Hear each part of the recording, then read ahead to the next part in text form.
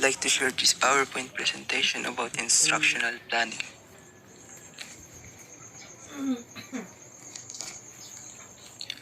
Instructional planning is a process of mapping out what learning targets to focus on, what materials to incorporate, what content specific instructional strategies and activities to adopt, and what assessment to use to evaluate how students are doing and to inform future planning.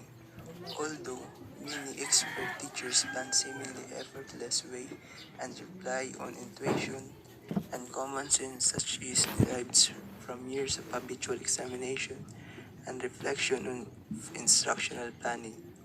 It is the ability of the teacher to visualize and forecast into the future of what, why, and how of the teaching learning process. What is instructional planning?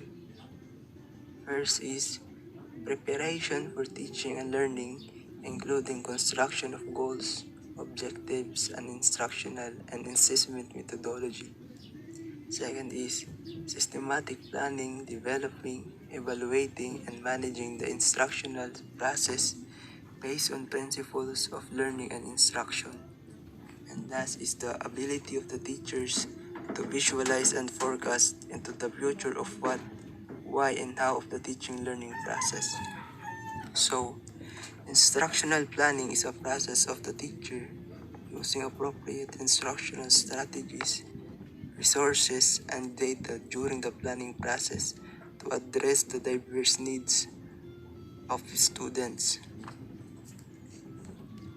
Importance of instructional planning provides for logical sequencing and pacing lessons, economizes lost time and energy, provides for a variety of instructional objectives, creates the opportunity for higher level of questioning, guide teachers, provides direction for the teachers, correlates instructional events, develop a sequence of well-organized learning experiences, present a comprehensive, integrated, and meaningful content at an appropriate level, prepares pupil students for the activities.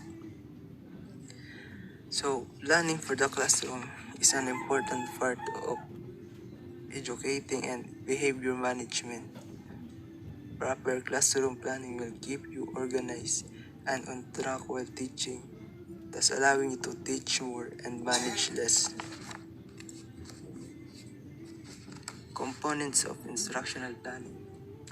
Level of interest, the type of content that influences the planning process, textbook and other instructional materials. The learning content, which is characterized with the subject matter guidelines.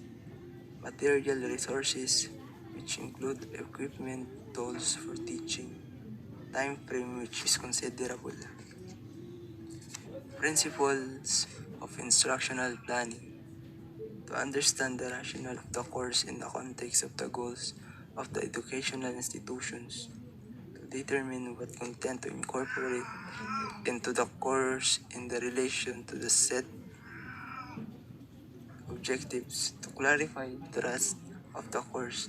To decide on the reasonable time frame for the course. To identify the important components of the lesson CFD meet. To determine the appropriate approach in view of the goals. Types of instructional planning. First is the course plan. A long-range teacher guide is usually called a map or course of study. So a course plan includes not only the goals and the content topics, but also how the topics will be taught and what the students will do during the course. Mapping identifies and details the content, concepts, skills, and sometimes values to be taught for the entire course. So, guidelines for mapping. First is, be sure to understand the rationale of the course in the context of goals of the school.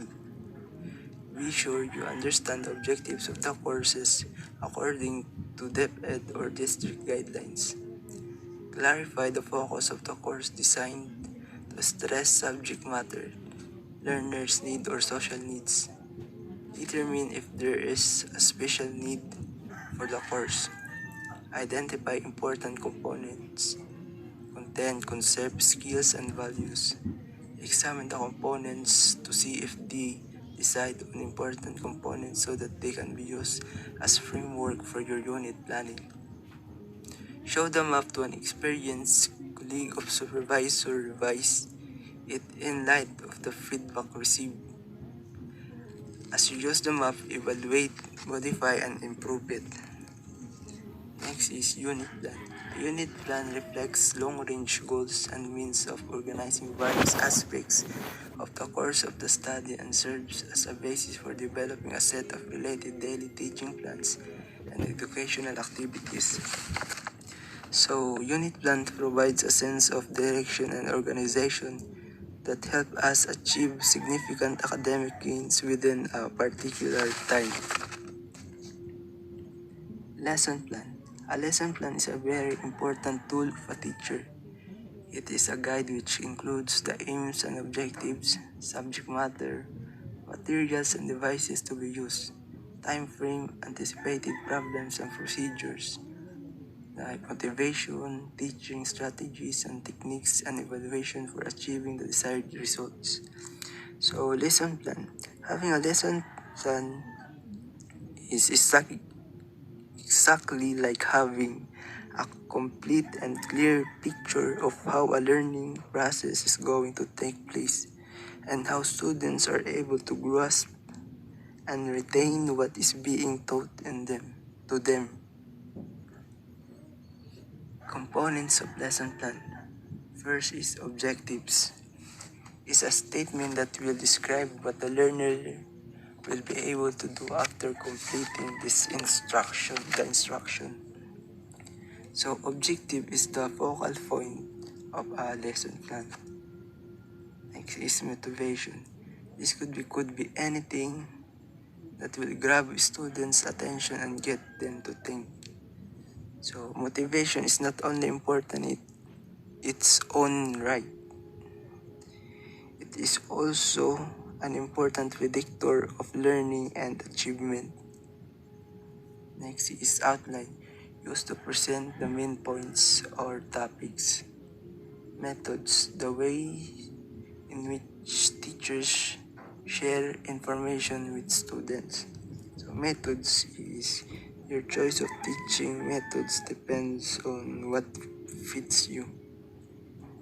Next is materials and media are the tools used in educational lessons, which includes active learning and assessment.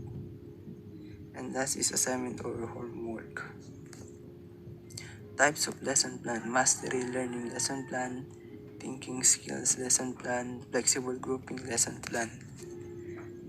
Writing objectives. Types of objectives: performance objectives and process objectives. So performance objective is a specific end result that contributes to the success of the unit or organization and that an employee is expected to accomplish or produce.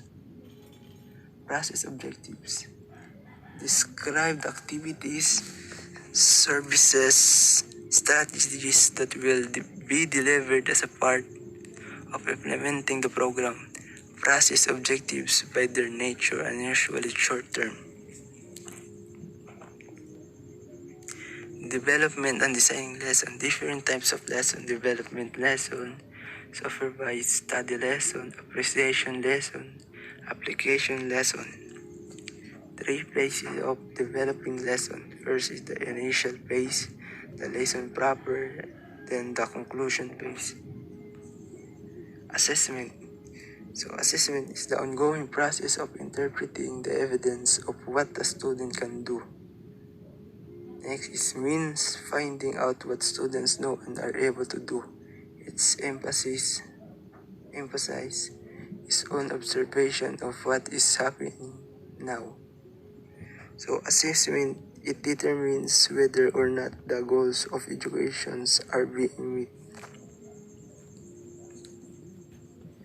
Purpose of assessment: to assess in student learning, to assess and improve student learning. to identify children's strengths and weaknesses, to assess the effectiveness of a particular instructional strategy.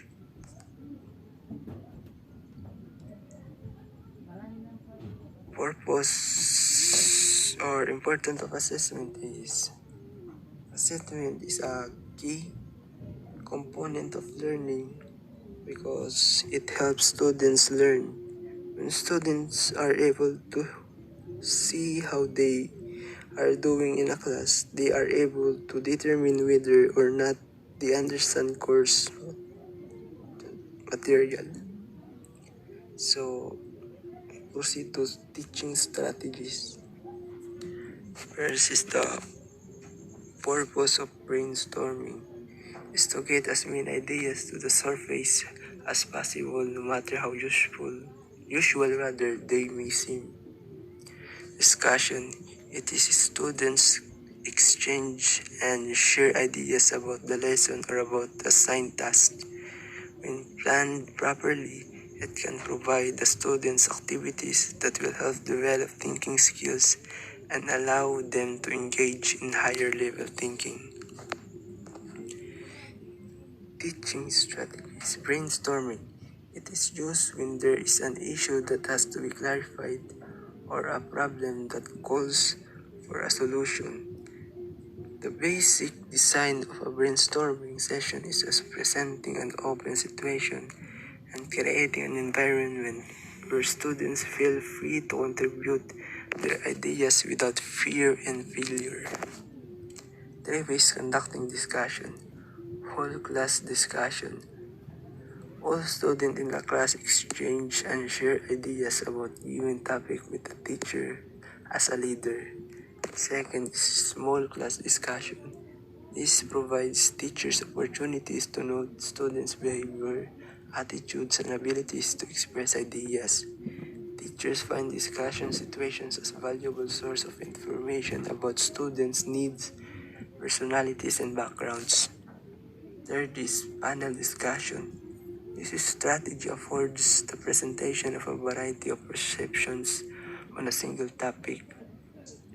So we have here demonstration. This strategy designates the teachers or designated individual to model a behavior of presentation, analysis, and strategies. It calls for a carefully planned presentation that shows how to perform and act as a procedure. Familiar debate. This is strategy in which two sides of an issue are presented and argued by two or more individuals within a given time period. Next is class debate. Instead of having two contending parties, it involves 7 members in a group assigned to debate on topic. So, responsibilities of each member to perform by Armstrong, 1980. So, pro positions in the defender's attempt to marshal evidence in support of the proposition being debated. Con. Positions seek to find evidence and develop a line of logic that opposes the propositions being debated. Skeptical critic seeks to find information that will be useful in attaching both arguments of the pro and con sides. Mock trial. This strategy helps students develop concepts of justice, learn key aspects of curriculum procedure, analyze issues, interpret facts, and evaluate decisions. 3 phases of conducting mock trial. First is briefing.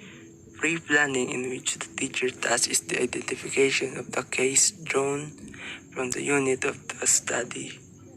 Next is conducting the trial. Simulation of the conduct of the trial.